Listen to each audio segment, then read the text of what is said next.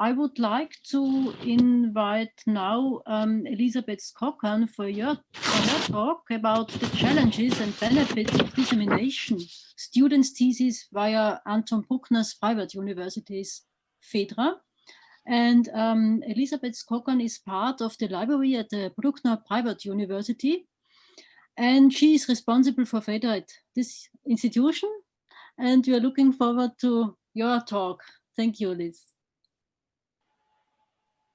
Hello, everyone. I hope you can hear me well. Yes, perfect. Okay, thank you very much for your introduction, Susanne. I will try and share my screen now. And would ask you to say as soon as you can see it. Yes, you can see. Yes, okay. Right. Perfect. Thank you. There we go. Yeah. Actually, why I prepared my little presentation for today, I realized that some of the things I'm going to say also apply to other content and not just to students' thesis. So I slightly changed the topic to the challenges and benefits of disseminating students' thesis and other academic and artistic output via Bruckner University's Phaidra. I'd like to start with some facts about a university that are important for understanding the preconditions and requirements of our Phaidra. Anton Bruckner Privat University is a university for music, drama, and dance, including pedagogical studies. We have about 850 students, about 200 teaching staff, and 50 administrative staff. We gained university status in 2005.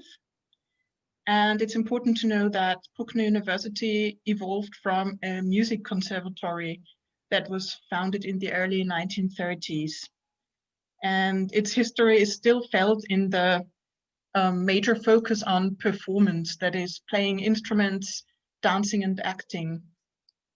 The goal of achieving high quality research output is relatively new at our university and definitely got a boost when both artistic and academic doctoral programs were introduced in 2019.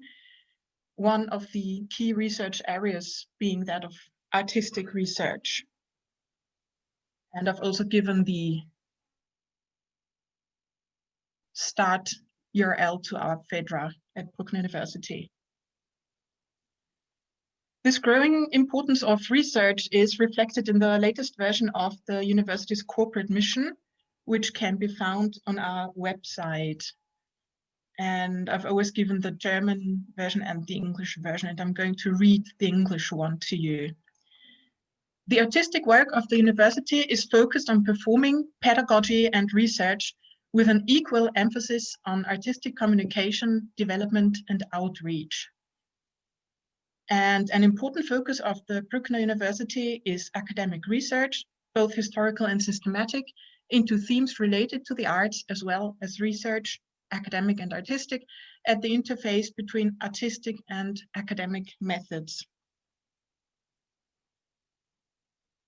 Being a private university, Bruckner University has to be accredited or re-accredited every 5 years to keep its status. And other than public universities in Austria, we are not bound to governmental requirements such as digitization or open access initiatives. That's why it was not before 2019 that Bruckner University officially started a digitization campaign. The first steps of this initiative were not very promising. For example, the idea to sign the Berlin Declaration on Open Access or to offer an institutional open access journal. Those ideas were both quickly abandoned. But recently, the management's interest in digitization was actually revived. And of course, COVID-19 plays a crucial role in these latest developments. Actually, during the university's general meeting 2 days ago, the management declared its high commitment to exhaust the possibilities of digitization in order to support future teaching activities. And we shall see if there will also be a positive impact on the research activities and, of course, on the library's role.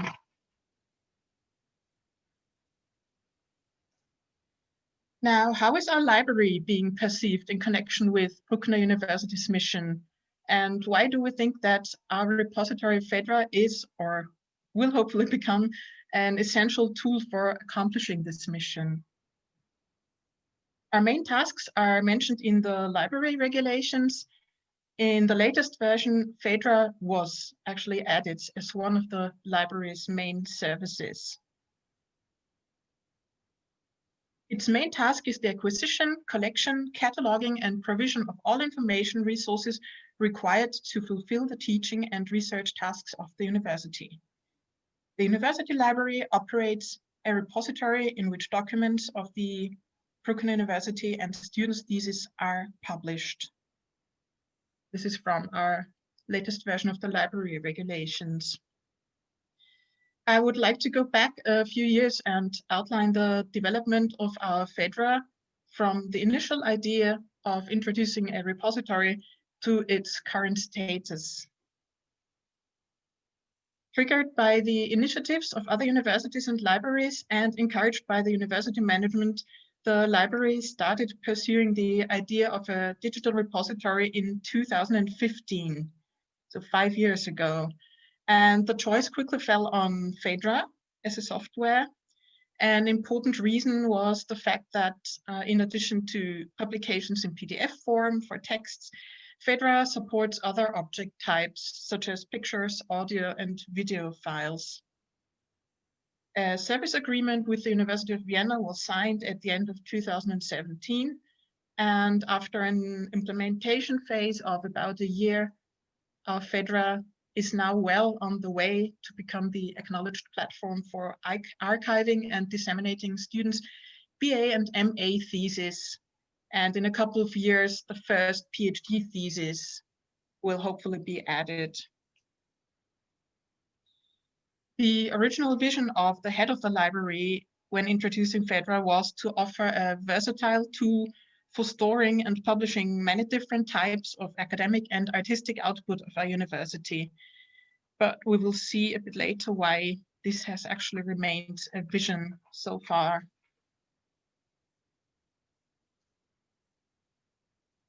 Despite many initial difficulties, the library's activities concerning Phaidra so far have been acknowledged and included in the documentation of Bruckner University's output.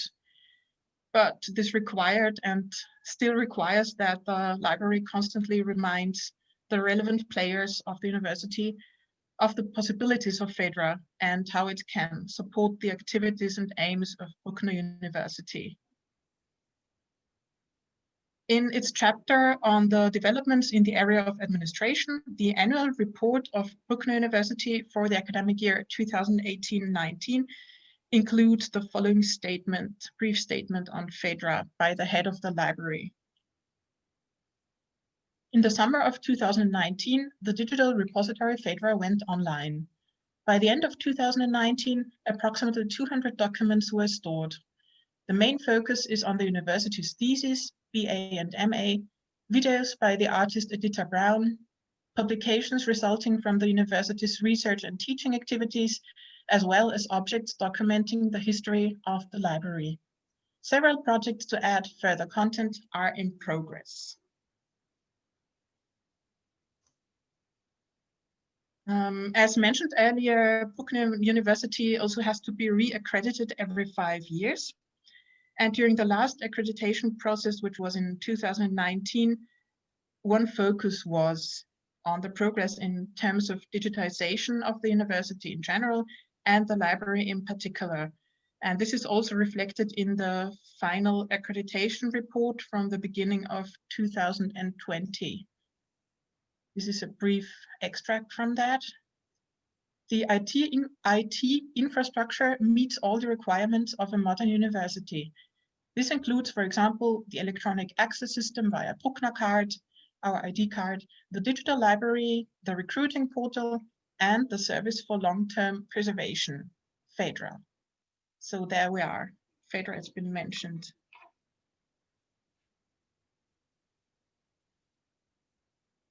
These are very small but important achievements of the library's role as a promoter of Phaidra, we believe. But what is at least as important for us is the perception of Phaidra as a practical research tool for our users. This is why we hurried to agree with the Dean's Office on a text about Phaidra for the university's website. The Dean's Office is responsible for study affairs and legal issues at our university, for example, in connection with students' thesis, and that's why they were our first point of contact at the beginning of 2019. Our draft version of a text was accepted by the Dean, of course, with a few minor suggestions for corrections and additions. And within a few years, we were able to publish a text suitable both from the libraries and from the Dean's point of view. This text can be found on our website, both in German and English. I'm not going to read it out to you, but you can take a look whenever you want. In addition to this political dimension, we experienced some difficulties during the day-to-day work with Phaidra. Not all of them have been solved yet. Unfortunately, we sometimes encounter technical or legal issues that put an end to new projects before they've actually started. So far, Bruckner University has not developed a clear content policy for Phaidra. I'd like to give you an example of a technical obstacle to illustrate what I mean. About a year ago, the dancer and choreographer Edita Braun, who used to teach at our university, contacted the library and asked us to archive and make accessible videos produced by her dance company. She was very excited to hear about our Phaidra and wanted to sign an agreement immediately. Unfortunately, it turned out that our university does not have the human and financial resources to offer a streaming server, which would have been necessary for watching videos directly in Phaidra. So the only possible solution was not to upload the videos themselves, but instead to use the object type of resource, that is a link, in Phaidra. In this way, we offer the links to the videos on Vimeo, which is a video platform where they are already available. And with detailed metadata of the dance productions, we're hoping to enhance the visibility of Edita Braun's videos through Phaidra. But of course, this is only a workaround. So here we are with the rich metadata that were pointed out by Larissa earlier.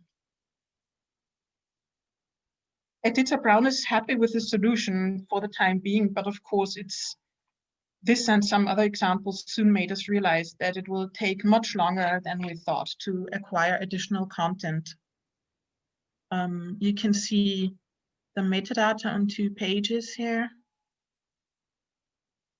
And when you click the link, open the link, this is where you get, and you can watch the video. And we did tell Edita that it's very important that it doesn't change the link, because actually you do get a sort of permanent link from Vimeo.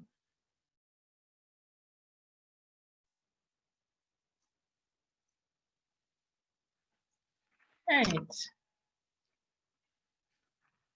Those were some technical issues, and another big obstacle are the various legal issues in connection with the repository that you probably all know too well.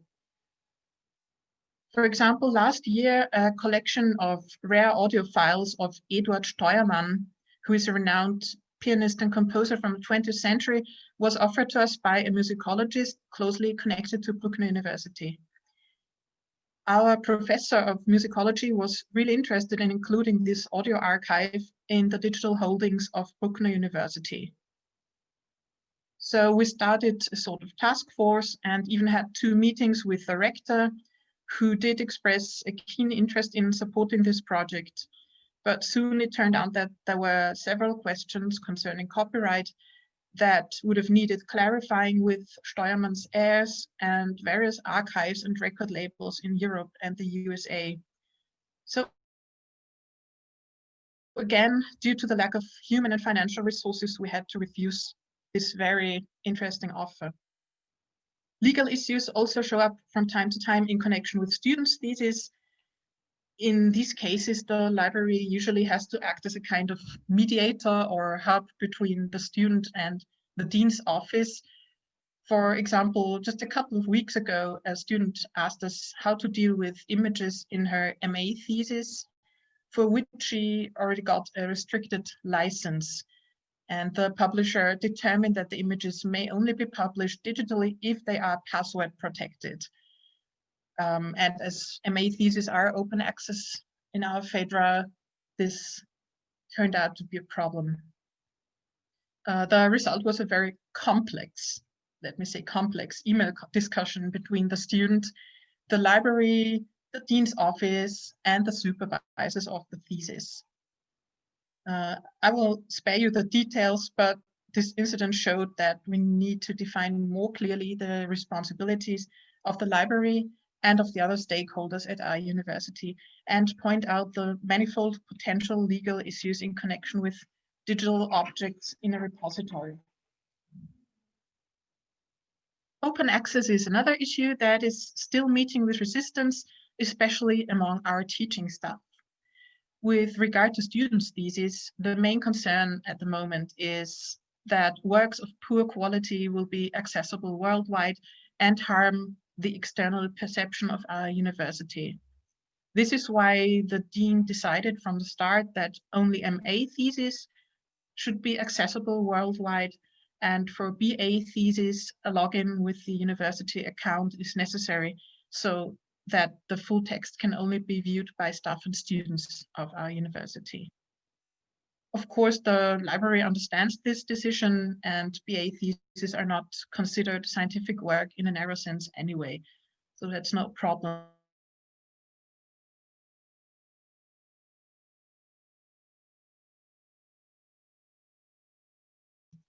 But we do expect an increase in the importance of research output in the form of publications by our faculty.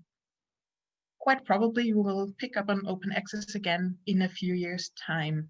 At least we hope so. On a more positive note, we think that Phaidra generally does work very well for archiving and making accessible students' theses in their digital form. And one of the reasons why our main focus was on this content right from the beginning was a very practical one, that is a lack of space in our library. Up to 2019, all BA and MA theses were shelved in print form at our library. And we are already experiencing a shortage of space, both in our open shelves area and in the closed stacks. So we were glad when the Dean's Office immediately supported the library's proposal to limit the print versions to those graded with distinction. Since the beginning of 2019, all theses are available in digital form via Phaidra, regardless of the grade, and only those with distinction are shelved in physical form. Another benefit is that our users are generally finding it easy to access the thesis in Phaidra, and discoverability and sharing is facilitated by the permanent link, this object link you can see in the top right corner. And with our switch to Alma and Primo as a library system this September, a couple of months ago, we have actually managed to publish our Phaidra data, the metadata, automatically via the Dublin Core metadata scheme. So the users no longer need to open Phaidra itself. They can search for both physical and digital versions of theses in our library catalog, and where available, directly click the link to the object in Phaidra. This is what the metadata look like in Phaidra.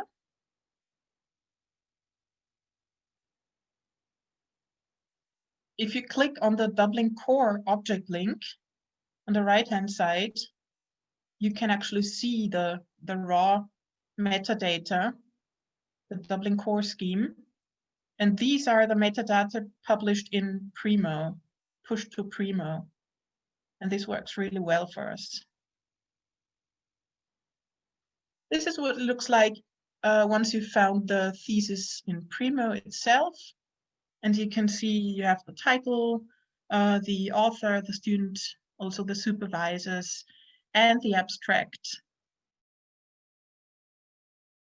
and the year of publication. And you can also find the direct link to the metadata and the full text in Phaidra.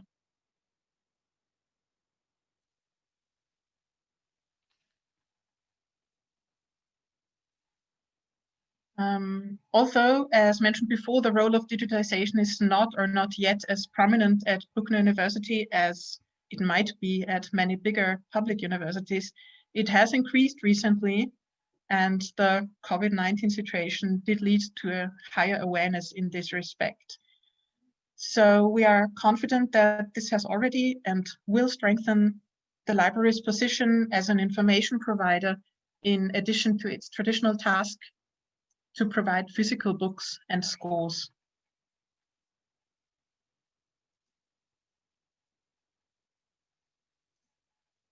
Currently, the situation of Bruckner University and also that of the library does not allow us to push much further with regard to Phaidra and additional contents, but we are very happy to continue uploading the thesis, and we are very motivated to pursue our long-term goals whenever the situation will improve. The most necessary steps will be to consolidate the current workflows in cooperation with all relevant stakeholders, that is with students, of course, supervisors, study office, and the dean's office. And this goes hand in hand with the clarification of legal issues that have already shown up. The dean has actually authorized a small budget for external legal support, but unfortunately, we have so far not succeeded in finding an expert with sufficient time resources.